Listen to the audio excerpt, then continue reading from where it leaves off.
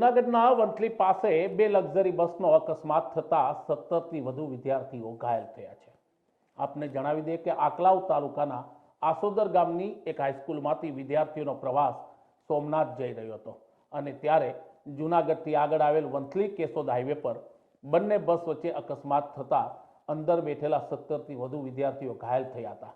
આ અકસ્માતની ખબર પડતા આસપાસના ગ્રામજનો અને આસપાસના સ્થાનિકો દોડી આવ્યા હતા અને તેમણે અકસ્માત થયેલી બસમાંથી વિદ્યાર્થીઓનું રેસ્ક્યુ કર્યું હતું।